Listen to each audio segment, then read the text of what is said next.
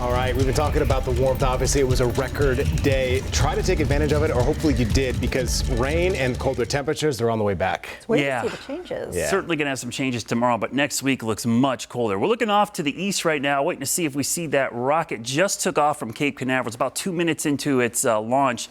We're going to wait and see if we see a nice vapor trail there. If you want to head outside right now, it's roughly right about there, and it's moving up the east coast. So another minute or so, it should be off the Carolina coast. The sunset was at 5:55. It launched at 6:13, so we are 3 minutes into the flight.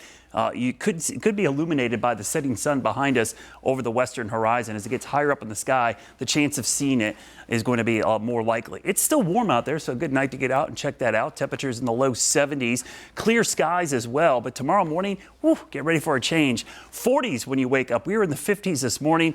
We're only going to be in the 50s for highs tomorrow. So that's how much colder it's going to be. At least 25 to 30 degrees colder in many locations. That's all due to this backdoor cold front, which is going to drive cooler air into the region, also bringing clouds and maybe some light rain or drizzle. Not expecting a lot of rain, but the drizzle and mist by itself will actually help cool the layer down near the surface and cause a cold air wedge. So temperatures upper 40s, low 50s. Could even see some icing to our north tomorrow up in parts of the Virginia and West Virginia mountains.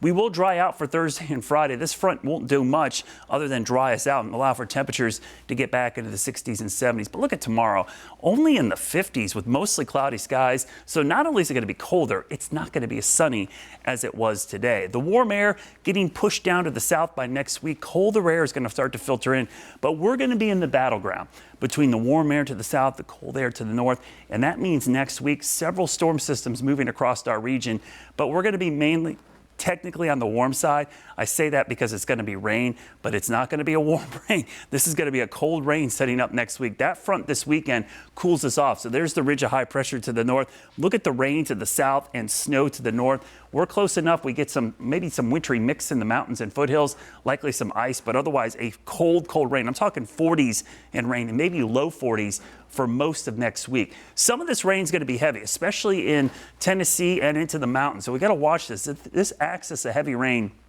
shifts east at all, we could have issues in the mountains. Remember, a lot of temporary bridges, water crossings, some of the basins, the creeks, rivers, and streams aren't the same since Helene. So water has caused a lot more issues with less water, especially this time of year. In the winter, runoff is always exaggerated because of dormant vegetation and the fact that it doesn't get absorbed. A Guy Roofing 7-day forecast, again, dry until we get to the weekend when we see some temperatures in the 70s. Next week is when the rain chances ramp up. And when we look at that 10-day forecast, notice next week, temperatures generally in the 40s with rain likely Tuesday through Friday. So get ready for a cold, wet week next week after the warm weather today. All right, Brad, thank you. Hey, a big honor.